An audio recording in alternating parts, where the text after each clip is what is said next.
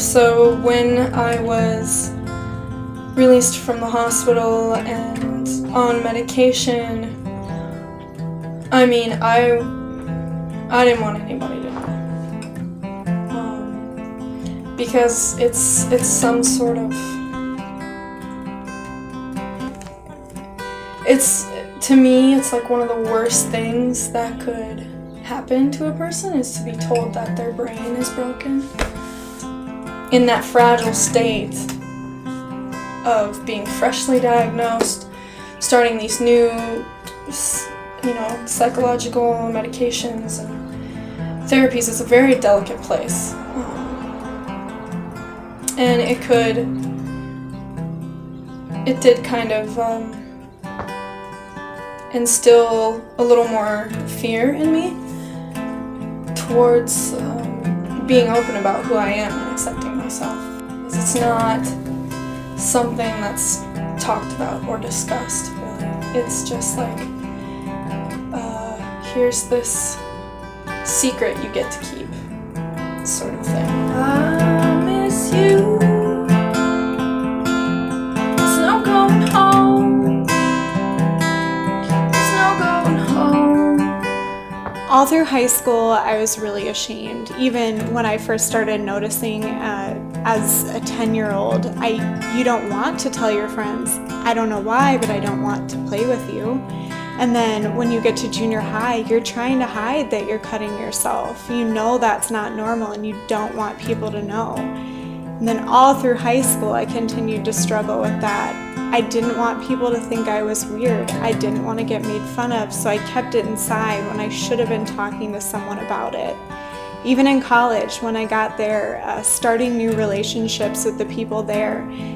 If you've never met someone dealing with a mental illness, or you've never dealt with one yourself, sometimes it's very hard to understand. And I met a lot of people who couldn't quite understand what I was going through.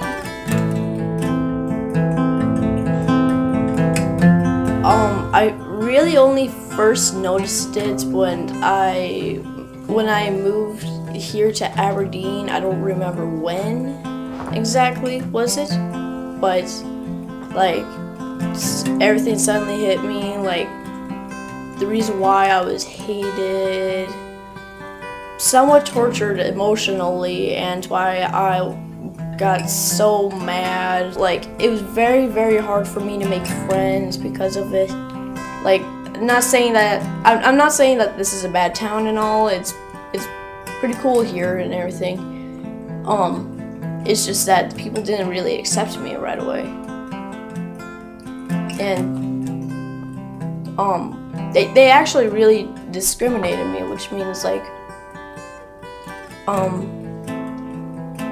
thinking that you're an outcast, you don't belong here.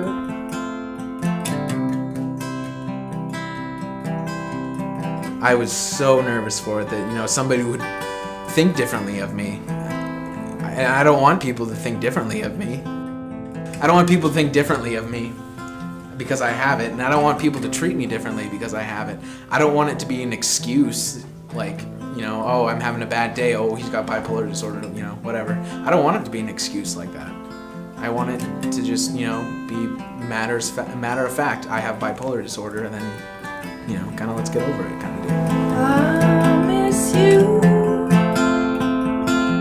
There's no going home. There's no going home. You lay like I still think of you. My name's Amanda, and I'm 23 years old. I am a survivor, I guess you could say, of mental health stigma. Things started to slowly decline for me when I was 20. I tried to commit suicide. Went into the mental institution. Was involuntarily committed, and slowly my family started to kind of talk about it. My name is Jill Fearon, and when I was 10 years old, I started to notice that something was wrong. I didn't quite know what that was, but I stopped wanting to go out to play with my friends at recess, and I'd rather stay inside with the guidance counselor or a teacher who needed help. And this feeling of not wanting to be around anyone continued until I was about 13 years old. It had gotten so bad that I didn't know what to do, and I'd actually started cutting myself. Now at age 13, I made the decision to take my life. I was very unsuccessful in that attempt, and I'm grateful for that now, even though all through my teenage years, all through college, and still today, I'm struggling with a severe depressive disorder. My name is D'Artagnan Schmidt, even though I most rather be called Dart. I am in 8th grade, going into 9th grade here pretty soon. My form of autism here, which is PDD-NOS, forgot what it stands for. It's basically it's just an emotional type of autism where you could get sad very fast and easily, mad very fast and easily, or any other emotions very fast and easily, which is kind of torturous in a way, having to live with that and try to keep it in control. Yeah, it started to become unbearable in my head where I was thinking about committing suicide. But I didn't tell anyone because I was afraid. I'm Max Chamberlain, and I have bipolar disorder. I first noticed I was depressed at about 8. And then I started to think, well, maybe it's just in the winter, because in the winter I'm depressed, and then during the summer I'm great, and then it would do that for a couple years, and then it started switching where I'd be depressed in the summer and happy in the winter, and then that confused me, and then it started getting to the point where it was just like I didn't even know what season what would be. It could be fall and I'm depressed, and then 2 weeks later I'd be happy again, just on a mania. And that year, 2012, I had a lot of suicidal thoughts that came up, and I should probably mention that I've had suicidal thoughts since I was maybe 13, and I just kept it all to myself, really.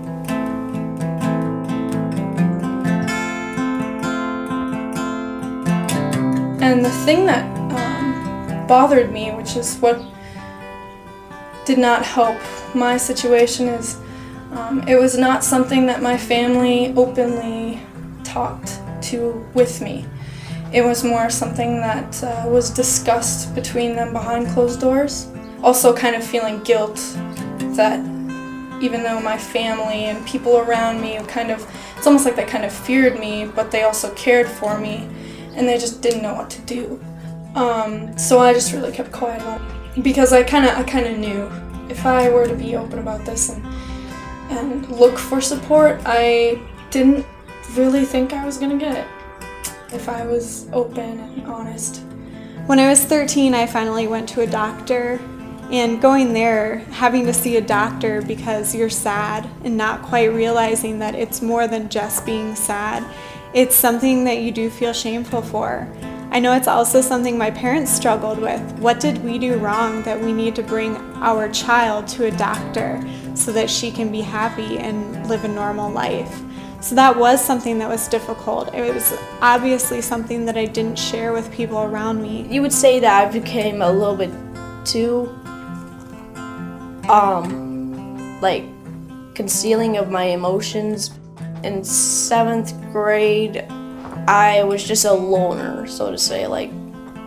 You don't want to be part of a group or be with people or anything. Practically have no friends at all.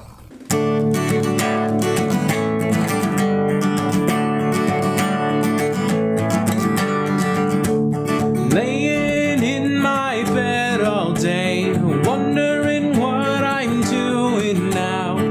Somehow we get onto the subject of mood disorders or depression, or we'd somehow get onto that subject, and I'd be like, I have bipolar disorder, and people would be like, really, you do? And I'm like, yeah. And I wouldn't suspect you to have bipolar disorder. You're just you're happy-go-lucky all the time. and you're really relaxed. And I was like, there's a stigma with bipolar. But they would, I'm still the same Max. You've known me for this long, and you've gotten along with me for this long, and now you just know I have bipolar. Even though I was hiding my cutting as an adolescent, people knew, my peers knew, and a lot of them, instead of talking to me about it or talking to an adult about it that could have gotten me help, instead they talked to each other about it, and I did get made fun of for that. And then there was one friend that I had who finally said, "I see what you're doing. Why are you doing this to yourself?" And I couldn't explain to her, but I could tell her that I knew I needed help, and she got me to talk to my parents, and that's finally how I got help. Counseling has helped me with everything, social groups, a way to take my anger out in a positive way, and really just be able to help me relax. It may sound kind of cheesy when I say this, but it's opened my eyes. And I finally realized that my depression was getting in the way of, everything I enjoy in life. And I decided it was time to go in for help again. It was like an hour session and then a couple more sessions, and then he was like, you have bipolar disorder. He told me that I am going to be taking mood stabilizers, and I have to say my life is so much better with mood stabilizers. I was afraid that I would turn into a zombie, but overall my life is a lot better now that I'm taking mood stabilizers. I was at a show and I randomly started talking to this woman, and we started talking about mental health, and we of course just kind of, we shared our stories and we ranted a little bit, and it was like, wow, it felt so good to just talk with this one person who has been through not the exact same thing I've been through, but knows what it's like. She and I became close friends, and I got involved with this organization called South Dakota United for Hope and Recovery. I was allowed to just listen and hear other people talk about their stories and their challenges that they've overcome. It was really empowering to know that I was not alone, and it's okay to talk about it. That's one of the biggest things that has helped me accept myself as a person, and that is one of the biggest things why I'm not afraid to talk about what I've been through or what I'm like, or help other people understand or talk just by little things like talking in a group of friends, or posting what I'm working on overcoming on Facebook too. Here in 8th grade, I've got 4 or 6 good friends, but you only need one good friend to be able to get through things. Another turning point was in college when I decided I no longer have to be ashamed about this. And instead, why don't I use my experience, and why don't I use my life expertise in having a mental illness to help others with mental illness, and let others know that no matter what you're going through, you can live a normal life. And I think that we can change this perception. There are plenty of, successful people in the world who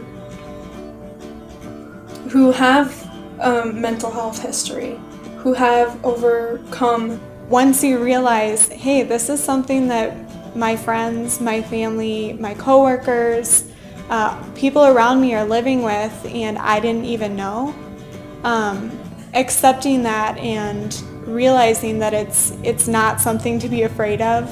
We've never been afraid of it without knowing. So once we do know that someone has a mental illness, or we ourselves have a mental illness, we shouldn't be scared of it any longer. Look around,